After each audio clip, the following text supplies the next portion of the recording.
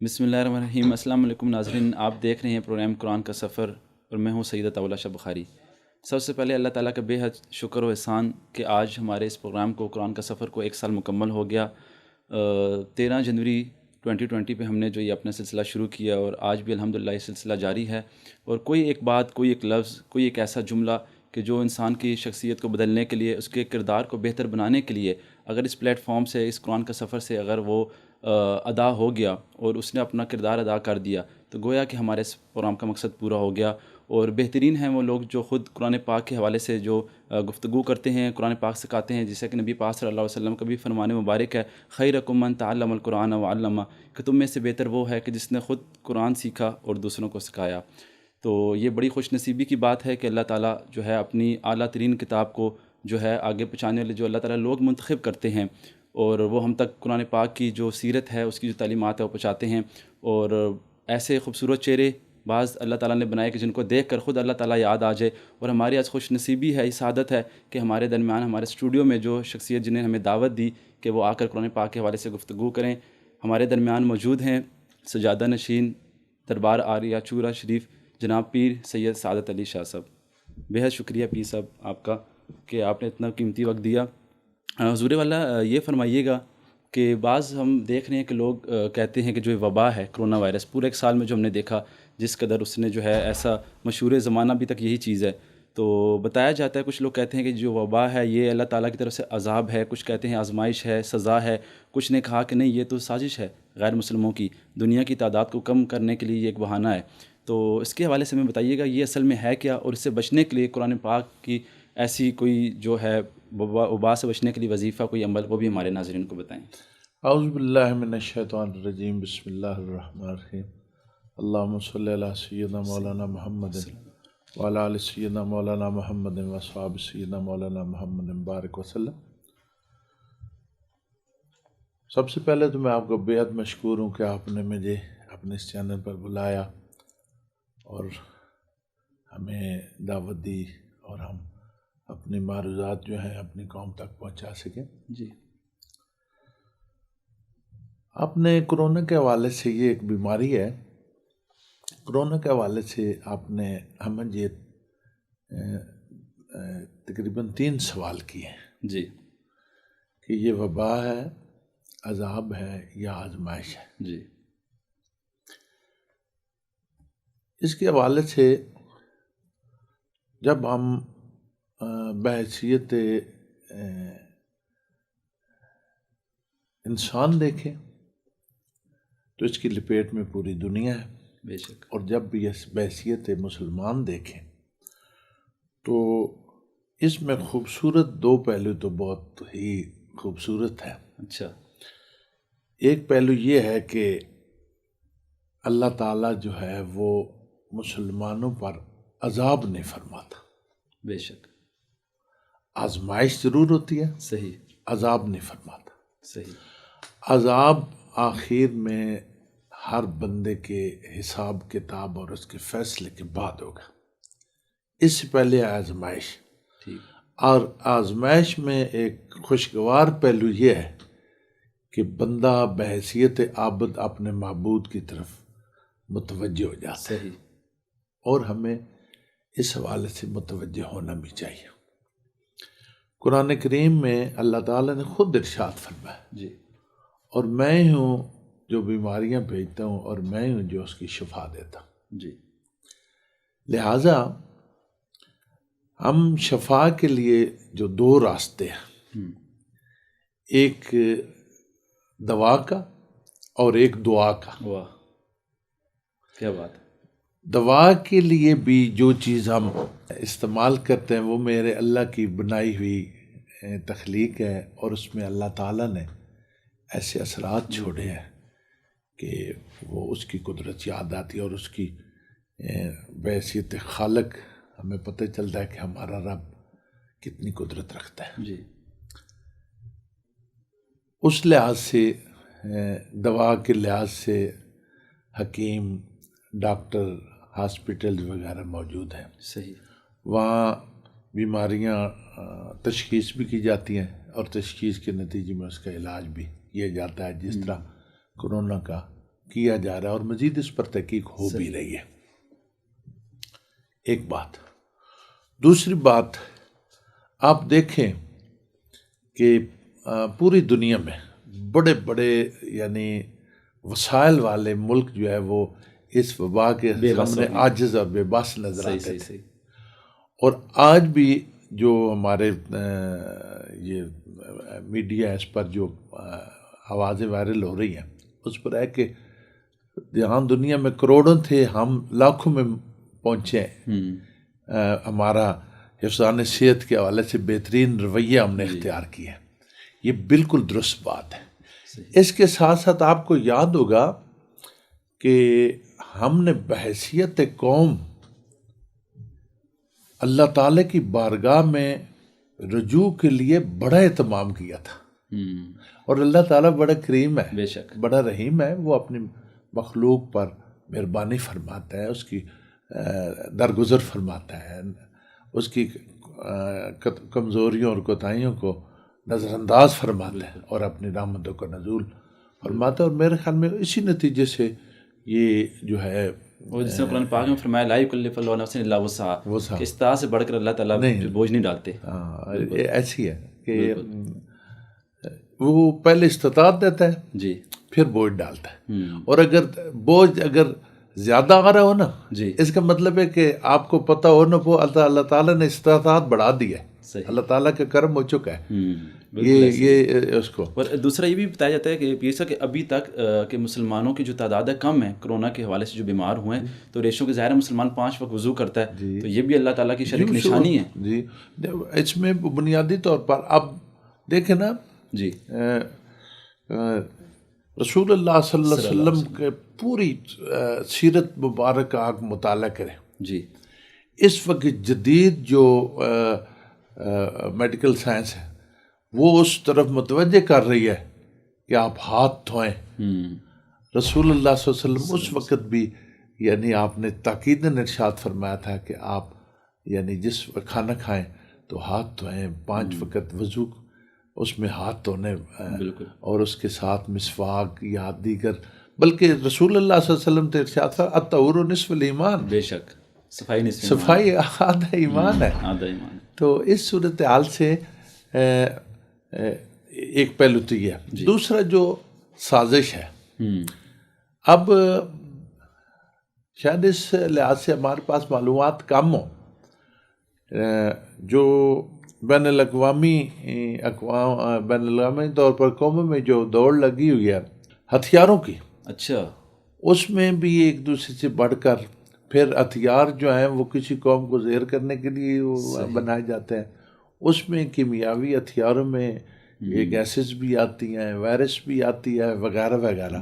لیکن میرے خیال میں ایسا نہیں ہے کہ کوئی انسانیت کی تباہی کے لیے اتنا بے حس ہو جائے کہ وہ انسانیت یعنی کسی قوم کے خلاف یا کسی ملک کے خلاف تو ہو سکتا ہے، پوری انسانیت کے خلاف میرے خیال میں ایسا ہونا بھی نہیں چاہیے. بالکل. تو پیر صاحب اس سے بچنے کے لیے کوئی ایسا وظیفہ عمل بتائیے گا کہ اس وبا سے بچنے کے لیے، تاکہ اس وبا سے بچنے کے لیے سب سے پہلے تو رجوع اللہ، صحیح اپنے رب سے رجوع کریں. ہم اکثر شارٹ کٹ کے اس میں رہتے ہیں، نہیں، پراپر جو طریقہ ہے، ہم مخلوق ہیں، ہمارا ایک خالق ہے، ہمارا ایک ایمان ہے، ہمارا ایک اسلامی نظریہ ہے جس نظریے میں ہمارا ایمان ہے کہ اللہ تعالیٰ خالق و مالک ہے، وہی ایک ذرے سے لے کر آفتاب عالم ماہتاب تک کا خالق و مالک ہے، کوئی شک نہیں. اور اسی نے ان کو توازن دیے ہوئے اور اسی کے حکم سے انہوں نے سب نے اٹھ جانا ہے. صحیح. لہٰذا پہلی تو بات یہ ہے کہ میں اپنی قوم سے گزارش کروں گا کہ صمیم قلب سے جی کوئی بھی وبا ہو، یہ نہیں کوئی بھی وبا ہو، اس سے نجات کے لیے اپنے اللہ کے حضور جو ہے وہ رجوع کریں. دوسری چیز اس کے حوالے سے جو اتھارٹیز ہیں، یعنی ڈاکٹرز نے جو معیار قائم کیا ہے، ایس او پیز جسے ہم آسان الفاظ میں ایس او پیز کہتے ہیں، ان پر عمل کیا جائے. ان پر عمل کیا جائے، درمیانی فاصلے کو برقرار رکھا جائے، اور جہاں بہت زیادہ رش ہو وہاں ماسک استعمال کیا جائے. سینیٹائزر سے ہاتھوں کو وقتی طور پر جو ہے وہ یہ باتیں اس طرح بھی نشاندہی کرتی ہیں دین میں، جیسے آپ نے بتایا کہ اگر اللہ پہ توکل آپ کریں، اونٹ کو باندھیں پھر اللہ پہ توکل کریں. ہاں یہ ایسی ہے کہ اس پر حضرت علی کرم اللہ وجہ کریم کا فرمان ہے کہ اونٹ کا جو ٹانگ ہے باندھ کر اللہ پر توکل کریں، چاروں ٹانگیں کھول کر اللہ پر توکل نہ کریں. اللہ تعالیٰ نے ہمیں شعور کے ساتھ علم دیا ہوا ہے. واہ، وہ شعور تو حیوانوں میں بھی ہوتا ہے، علم دیا ہوا ہے. علم جو ہے وہ اس بات کی رہنمائی کرتا ہے کہ اونٹ کو قابو میں رکھنے کے لیے اس کی چوتھی ٹانگ باندھنی بہت ضروری ہوتی ہے. تو اس لحاظ سے ہم صفائی ستھرائی کے ساتھ ساتھ یہ جو سوشل ڈسٹینس ہے اس کو برقرار رکھیں، ماسک کا جہاں رش ہو استعمال کریں. پچھلے دنوں میں جب یہ وبا بہت زوروں پر تھی نا، پچھلا جو اس کا آیا، اس میں لوگ کہتے تھے یعنی وہ ایک سوچ ہے، کسی کی انفرادی سوچ بھی ہوتی ہے، اجتماعی سوچ بھی ہوتی ہے. وہ سوچ تھی کہ فلاں جگہ پر اتنے بندے اکٹھے ہو رہے ہیں، مساجد میں کیا ہوگا یا امام بارگاہوں میں کیا ہوگا یا وغیرہ. تو میرا خیال ہے کہ کسی غلط چیز کو ریجن بنا کر جو ہے وہ میرے خیال میں غلط رویہ نہیں استعمال کرنا چاہیے. وہاں اگر یہاں محتاط رویہ ہے وہاں بھی محتاط رویہ ہونا چاہیے، تاکہ ہماری قوم جو ہے، ہمارا ملک جو ہے، ہماری جو عوام ہے وہ اس وبا سے محفوظ رہے. اور اللہ تعالیٰ کی بارگاہ میں یہ التجا بھی ہے کہ اللہ تعالیٰ ہم پر رحم کرے. ہم اس کے امتحانوں کے قابل نہیں ہیں، اس کی رحمت کے طالب ہیں. بے شک اللہ تعالیٰ ہمارے بڑی اپنی پیاری بات کی بیچ میں کہ ہمیں رجوع اللہ کرنا چاہیے، کیونکہ یہ نعمت بھی ہو سکتا ہے جو وقت اللہ نے دیا ہے لاک ڈاؤن کی صورت میں، کہ ہم اللہ تعالیٰ کو یاد کریں، اس میں قرآن پاک پڑھیں، عبادت کی طرف جائیں. کیونکہ موت ہم دیکھ رہے ہیں ہمارے سامنے کتنے لوگ دنیا سے رخصت ہو گئے اس وبا کی وجہ سے. بالکل. تو اللہ تعالیٰ ان کی بھی مغفرت فرمائے، دعا بھی ہے. اچھا، اسی کے ساتھ حضور والا یہ فرمائیے گا، قرآن پاک کے حوالے سے ہم دیکھیں ایک نام بڑا زبردست علامہ اقبال صاحب کا، کہ قرآن پاک کے اوپر جیسے ان کی نظر تھی، جس طریقے سے وہ قرآن پاک کی چیزوں کو سمجھ کر، آپ اشعار کی صورت میں دیکھ لیں، جس طرح فرمایا کرتے تھے کہ ابھی بھی یہ شعر چلتا ہے، وہ معجزے زمانے میں مسلمان ہو کر ہم خوار ہوئے تارک قرآن ہو کر. اور اس کے علاوہ اور بھی بہت سے ایسے اشعار، لا ریب تیری روح کو تسکین ملے گی تو قرب کے لمحات میں قرآن پڑھا کر، اور یہ ساری چیزیں. تو اس طرح پیر صاحب یہ فرمائیے گا کہ علامہ اقبال صاحب کا جیسے نظریہ قرآن پاک کے حوالے سے تھا، تو آج کے جو شعراء ہیں اس قدر ان کی جو ہے شاعری میں قرآن پاک کی وہ چیز دیکھنے میں نہیں آتی جیسے کہ پہلے علامہ اقبال صاحب کی آتی تھی. میں آپ کا عرض کروں، علامہ اقبال اللہ تعالیٰ ان کو غریق رحمت فرمائے، اور وہ ہماری قوم کے محسن ہیں، وہ ہمارا قوم کا اثاثہ ہیں. اور ان کا دیکھنا، انہوں نے جو قوم کے لیے ایک ویژن یا ایک نظریہ قرآن کریم کے حوالے سے ایک بیان کیا، بہت خوبصورت. انہوں نے کہا کہ قوموں کے لیے موت ہے مرکز سے جدائی، قوموں کے لیے موت ہے مرکز سے جدائی، ہو صاحب مرکز تو خودی کا ہے خدائی، اور جو فقر ہوا تلخی دوران کا گلہ من، اس فقر میں باقی ابھی بوئے گدائی. انہوں نے مسلمانوں کو بحیثیت قوم تربیت کی کوشش کی ہے. اس وقت شومی قسمت کہ جس نام پر ہم نے تمام لوگوں کو اکٹھا کرنا تھا، عالم اسلام کو اکٹھا کرنا تھا، اسی پر ہی ہم جو ہے بکھرے ہوئے بھی نظر آتے ہیں. اس میں اگر دیکھیں کسی کے اگر ایک عمومی لفظ ہم استعمال کرتے ہیں کہ سازش ہو گئی ہے، سازش کرنے والے نے بھی اگر کوئی ذہن استعمال کیا ہوگا، اللہ تعالیٰ نے ہم کو بھی اس سے عاری تو نہیں کیا، ہم بھی اس سازش کو ناکام کرنے کے لیے بھی ذہن استعمال کر سکتے ہیں. صحیح. تو علامہ اقبال نے پوری یعنی اقوام کو، جو اقوام اسلام کا جو جتنا بھی پوری دنیا میں اس کو امت مسلمہ، اس کو بحیثیت قوم استوار کرنے کی کوشش کی ہے. صحیح. بحیثیت قوم، جس طرح دیکھنا اللہ تعالیٰ، اب یہ دیکھنا مزاج قدرت بھی اور اسلوب نبوت بھی، کہ رسول اللہ صلی اللہ علیہ وسلم نے اجتماعیت کا درس دیتے ہوئے 5 وقت مسلمانوں کو باجماعت نماز ادا کرنا. پھر اس کو 8ویں دن پروموٹ کیا ہے کہ آپ جمعۃ المبارک پر سارے اکٹھے ہیں، علاقے کے اکٹھے ہو جائیں. پھر سال کے بعد حج کے موقع پر بیت اللہ شریف میں اکٹھا ہونا. اسی طرح عیدین کا. تو اس طرح یہ وہ تصور ہے جو اللہ چاہتا ہے، اتفاق ہو، اتحاد ہو باہمی. اور وہ اسی صورت میں ہو سکتا ہے کہ اگر میں اپنا کوئی ذہن لے کر بیٹھتے ہوں، آپ اپنا ذہن لے کر بیٹھتے ہیں، کوئی اور اپنا ذہن لے کر بیٹھتے، تو پھر یہ جو ہے منتشر ہو جائے گا معاشرہ. صحیح.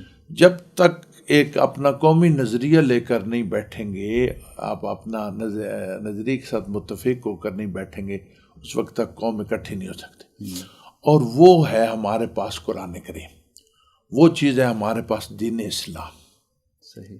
جب ہم دین اسلام کے جو مقرر کردہ قواعد ہیں اور دین اسلام کی مقرر کردہ دین اسلام جو ہے وہ صرف عبادات کا نام نہیں ہے.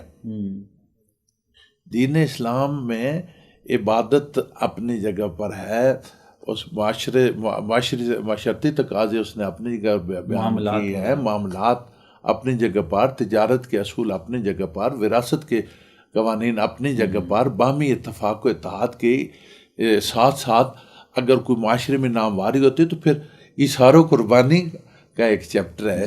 اگر کسی سے کمزوری ہے تو اس کے ساتھ مہربانی کریں، ذہنی قربانی کر کے اس کے ساتھ باہمی تعلقات کو. اس لیے رسول اللہ صلی اللہ علیہ وسلم نے ارشاد فرمایا کسی کے اندر اگر 99 کمزوریاں تو ایک اس کی اچھائی ہے، تو اس اچھائی کو لے کر پھر بھی اس کے ساتھ ناطہ نہ توڑے، ناطہ جوڑ کے رکھیں. یہ دین اسلام کی وہ خوبصورت ترین رویہ ہے. لہٰذا اور ایک اور چیز بات ہے، آپ رسول اللہ صلی اللہ علیہ وسلم کا اسلوب مبارک چیک کریں. آپ نے معاشرے کو، آج کل پوری دنیا میں جو تعلقات ہیں نا، وہ تجارت کی بنیادوں پر دیکھے جا رہے ہیں. یعنی جیسے ہم اپنے لفظ میں کاروبار بھی کہتے ہیں اور وپار بھی کہتے ہیں. صحیح. رسول اللہ نے معاشرے کو کاروبار پر نہیں استوار کیا، اقدار پر استوار کیا. اقدار میں بڑی برکت ہوتی ہے، اقدار میں بڑی گنجائش ہوتی ہے.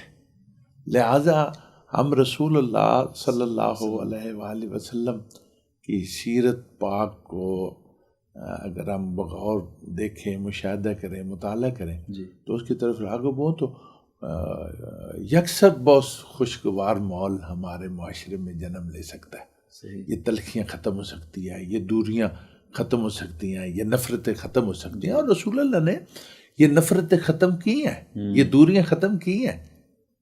عربی کو اجمی اور اجمی کو عربی وہ درمیان کا فاصلہ ختم کر کے ان کو انسانیت کی تسبیح میں اور اسلام کی تسبیح میں پرو کر انہوں نے وہ فضیلت کی بنیاد سے تقویٰ ہے. بس تقویٰ جو ہے وہ صرف فضیلت کی بنیاد پر. صحیح. اچھا، بالکل ٹھیک ہے. پیر صاحب یہ بتائیے گا، جس طرح ابھی ہم بات کر رہے تھے سیرت مصطفیٰ، قرآن پاک صلی اللہ علیہ وسلم قرآن پاک کی عکاسی کرتی ہے. سورہ حجرات اٹھا کر دیکھ لیں، جیسے معاملات بتائے گئے، جو بھی آپ ذکر کر رہے ہیں معاشرے میں کہ غیبت نہیں کرنی، لا یغتب بعضکم بعض فرمایا گیا، بالکل غلط گمان بھی نہیں رکھنا. اور اسی طرح ہم دیکھیں کہ آپ نے فرمایا کہ شروع آغاز میں کہ لا ترفعوا اصواتکم فوق صوت النبی، تو وہ حکم صحابہ کرام کو دیا گیا کہ اپنی آوازوں کو بلند نہ کریں. تو آج ہمیں بھی ضرورت ہے کہ ہم چیزوں کو اپنائیں، اور جس طرح کہ نبی پاک صلی اللہ علیہ وسلم کے حوالے سے فرمایا جا رہا ہے کہ اپنی آوازوں کو بلند نہ کرو کہ کہیں تمہارے نامہ اعمال غرق نہ ہو جائیں. تو آج یہ بات کیسے امپلیمنٹ ہوگی؟ اس کا تمہیں پتہ بھی نہ چلے. تو یہ میں عرض کرتا ہوں نا، جی ایک تو یہ ہے کہ اپنی آوازوں کو رسول اللہ صلی اللہ علیہ وسلم کی آواز سے بلند نہ کریں. جی. ایک تو ایک صورت تھی کہ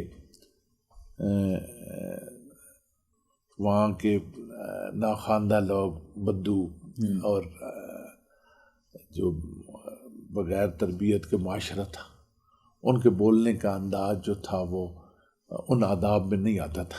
تو اللہ تعالیٰ نے رسول اللہ صلی اللہ علیہ وسلم مقام رسالت کے آداب واضح فرمایا ہے کہ رسول. اور میں آپ کو ایک بات بتاؤں، اس آواز کے پیچھے اور لاجک بھی ہے. اچھا، وہ کیا؟ وہ یہ ہے کہ جو آپ کے ذہن میں خیال پیدا ہوتا ہے، کسی حوالے سے، اچھا تجارت کے حوالے سے، باہمی تعلقات کے حوالے سے، کسی سٹیٹس کے حوالے سے، وہ پھر وہ جو ہے وہ ادا زبان سے ہوتا ہے، ٹھیک، ادا زبان سے ہوتا زبان سے ہوتا ہے. اور رسول اللہ نے زندگی کے ہر جہت پر اپنی زبان سے الفاظ نکالے ہوئے ہیں، لہٰذا اس میرٹ سے ہٹ کر کوئی بھی آپ خیالات کا اظہار کریں گے وہ بھی رسول اللہ کی آواز سے بلا دو گے. ٹھیک، لہٰذا آپ رسول اللہ اپنی زندگیوں کو، اپنے صبح و شام میں جو ہے آپ کا جو اٹھنا بیٹھنا ہے، آپ کے جو معاملات زندگی ہیں، اوورآل رسول اللہ کے عمل مبارک کے تابع رکھیں، تب آپ کی ہمیں جیت آپ کی شخصیت جو ہے وہ لقد کان لکم فی فی رسول رسول اللہ اللہ اسوۃ حسنہ. تو کون رسول اللہ صلی اللہ علیہ وسلم اتنی محتاط ترین رویہ تھا میرے آقا کریم علیہ السلام. ہم سوچ بھی، عورت آتی ہے کہتی ہے یا رسول اللہ بچہ کھجوریں زیادہ کھاتا ہے تو اس کو منع فرمایا. آپ نے ساتھ فرمایا کل لے آنا. دوسرے دن آ گئی، آپ نے اس بچے کو محبت بھی فرمائی اور منع بھی فرمایا. تو اس عورت نے عرض کی یا رسول اللہ یہ کام تو کل بھی ہو سکتا تھا. بالکل. تو آپ نے فرمایا کل میں خود کھجوریں کھا کر بیٹھ ہوا تھا، میں اسے کیسے منع کرتا. اچھا، اب یہاں ایک چھوٹا سا سوال پیدا تھا، کیا شکایت تو یہ تھی نا یہ بچہ زیادہ کھاتا ہے، زیادہ کھجوریں کھاتا ہے، ٹھیک ہے، کیا رسول اللہ خود زیادہ کھا کر بیٹھے ہوئے تھے؟ بہت اہم نقطہ ہے. صحیح. کیا رسول اللہ زیادہ کھجوریں کھا، جس طرح ابھی آپ نے تلاوت لقد کان لکم فی رسول اللہ اسوۃ حسنہ، کہ حضور کا اسوہ حسنہ ہے، وہ زیادہ کھائیں تب بھی وہ معیار ہے، اگر وہ کم کھائیں تب بھی وہ معیار ہے. اب محتاط ترین رویہ کیا ہے کہ جس بچے کو نصیحت کرنی تھی اس کی ضرورت خوراک سے حضور نے زیادہ تر فرمائی ہوئی تھی. پھر آپ محتاط رویے کے بعد دوسرے دن احتیاط فرما کر اس کو نصیحت بھی فرمائی. بہت گہری بات بتائی آپ نے. یہ رسول اللہ کا زندگی کے یہ تو ایک پہلو ہے نا. ہر پہلو میں عمرانی زندگی کہ ہر پہلو میں رسول اللہ کی ذات محتاط ترین اور معیار جو ہے رسول اللہ کا وہ یعنی اگر ہم لین دین میں حضور سے ہٹتے ہیں تو وہ بھی اوپر ہوتی ہے. ہم اپنے جو عزت بےعزتی کے معیار ہم نے مقرر کیے ہوئے ہیں، وہ جو اسلام نے اور رسول اللہ نے مقرر اس سے ہٹ کر کہتے ہیں، وہ بھی یہی تصور کرے کہ آواز اونچی ہو گئی ہے. لہٰذا اپنے آپ کو رسول اللہ کا متبع اور رسول اللہ کی تطوع میں رکھ کر ہی ہم معاشرے کو پرسکون بھی بنا سکتے ہیں اور ناخوشگواری سے ہی نہیں بچتا بلکہ نہایت ہموار بھی کر سکتے ہیں. بالکل صحیح ہے. اچھا، اسی طرح پیر صاحب یہ دیکھیں کہ جس طرح بھی آپ نے بتایا ہم بے شک کمزور ہیں اخلاقیات میں، معاملات میں، عبادت میں بھی ہم کمزور ہیں. لوگ کہتے ہیں کہ ہمیں دنیا کی کامیابی تو مل گئی ہے لیکن آخرت کی کامیابی کیسے ملے گی، یہاں تک کہ نماز ہی پڑھتے ہیں. کیا یہ نماز بس صرف عادتاً رہ گئی ہے 5 وقت کی، وہ خشوع و خضوع نکل گیا جس کی وجہ سے ان کو دل کا سکون نہیں میسر ہو رہا، کہ نماز پڑھ کر بھی کہتے ہیں کہ جی دل کا سکون نہیں ہے. قرآن پاک بھی پڑھ کر ایون کہ اس طرح طریقے سے جو ہے نا وہ سکون نہیں حاصل کر پاتے، حالانکہ قرآن فرماتا ہے، بے شک سچ فرماتا ہے کہ الا بذکر اللہ تطمئن القلوب. تو اس کا مطلب یہ ہے کہ ہماری وہ انٹینشن نہیں ہے قرآن پاک کے ساتھ، عبادت کے ساتھ، نماز کے ساتھ، وہ خشوع و خضوع ہی نہیں رہا، جس وجہ سے ہم اس چیز کو کیش نہیں کر پا رہے. اصل میں بات یہ ہے کہ جب تک مجھے آپ کی ذات کا ادراک نہیں ہوگا، جی، آپ کی ذات کا عرفان نہیں ہوگا، آپ کی ذات کی معرفت نہیں حاصل ہوگی، میری اندر کی جو صلاحیتیں ہیں یا جو مجھے اللہ تعالیٰ نے جوہر دی ہوگا جی جی وہ آپ کی طرف متوجہ نہیں ہوگا. اللہ تعالیٰ کی ذات کا عرفان، رسول اللہ کی ذات کی معرفت، صحیح، اور قرآن کریم کی اہمیت و افادیت سے جب تک قوم بے بہرہ رہے گی، یہ سبکن تو اس کو ثواب ملتا رہے گا. عملی طور پر سکون جو اس سے ہوتا ہے صحیح ہے، اس سے یہ محروم رہیں گے، اس لیے کہ ان کو اس چیز کی معرفت ہی نہیں حاصل. صحیح. اس کے لیے ہم تگو نہیں کرتے. ہم بالکل دنیا میں دھنس کر رہ گئے. اور دنیا تو وہ اتنا ہی ایک کھیل ہے. میرے بزرگ دوست ہیں یوسف قمر، یہ جو ایک بڑی شرافاک منقبت ہے میں تو پنج تن کا غلام ہوں، یہ انہیں کی لکھی ہوئی ہے. وہ ایک جگہ پر لکھتے ہیں کہ رہنمائے حیات ہے عقل، عقل حاوی ہے کل زمانے پر. رہنمائے حیات ہے عقل، عقل حاوی ہے کل زمانے پر. دیکھیں نا کہ آپ ایک چھوٹی سی سوئی ہوتی ہے، اس کو ادھر ہوا میں معلق چھوڑے نا، وہ گر جائے گی. کہیں گے یہ کیا ہو؟ یہ کشش شکل ہے. اور اگر اس کو پانی میں پھینکیں وہ اس میں ڈوب جائے گی. وہ کیا ہے؟ وہ کثافت اضافی ہے. صحیح. یہ دو چیز. لیکن وہ سوئی جو ہے وہ جو ہلکی سی ہے، بے وزن سی معلوم ہوتی، وہ گر رہی ہے. اور اسی مٹیریل کا بنا ہوا ایک جہاز 300 آدمیوں کو اسلام آباد ایئرپورٹ سے لے کر جدہ شریف لے جاتا ہے اور ان کی زندگیوں کا ضامن بھی بن جاتا ہے. یہ عقل ہے. ہم سنتے تھے کہ عمر فاروق رضی اللہ تعالیٰ عنہ نے ممبر پاک پر بیٹھ کر سارے کو آواز دی تھی. آج ہم موبائل سے یہاں سے بے تکلف باتیں کرتے رہتے ہیں. وہ اس وقت تجسس آ کہ کیسے ہو سکتا ہے. یہ عقل ہے. رہنمائے حیات ہے عقل، عقل حاوی ہے کل زمانے پر، لیکن انسان کا ساتھ دے نہ سکی، رک گئی موت کے دہانے پر. اگر ہم یہ موت کے لمحات تک کے لیے زندگی گزارنے کا اہتمام و انسام کریں نا، تو پھر ہمیں درک ہوگی کہ ہم یہاں تک کیوں ٹھہرے ہوئے. پھر ہم رجوع اللہ قلبی طور پر کریں گے، رسول اللہ کی طرف ہم قلبی طور پر مائل ہوں گے، قرآن کریم کی طرف ہم قلبی طور پر جو ہے رجوع کریں گے، تب اس کے فیوز و برکات فراہم ہوں. بالکل صحیح. تو ایسی چیزیں جو ہیں یہ معاشرے میں وہ لوگ جو ذمہ دار ہیں دینی حوالے سے، خانقاہیں ہیں، مدارس ہیں، اساتذہ ہیں، مرشد ہیں، ان کو چاہیے کہ وہ اپنا کردار کو فعال کریں اور اس حوالے سے تربیت کا وہ پھر دروازہ اور دریچہ کھولیں جو ہمارے بزرگوں نے ہمارے لیے چھوڑا تھا. صحیح. آج کل تو یہ وہ اقبال نے کہا تھا کہ آئی ہے وراثت میں انہیں مسند ارشاد اور زاغوں کے تصرف میں عقابوں کے نشے من.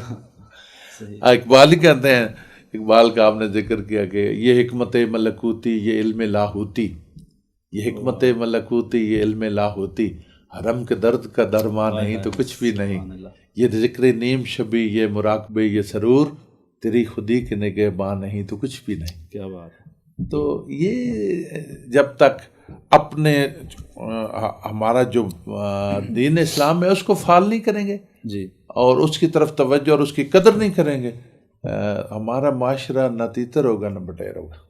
بالکل.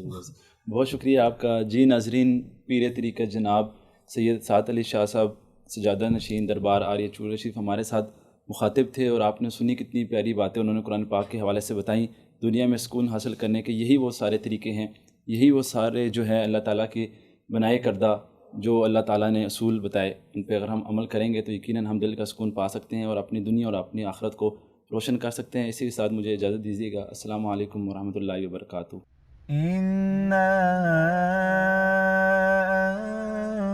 أنزلناه قرآنا عربيا لعلكم تعقلون.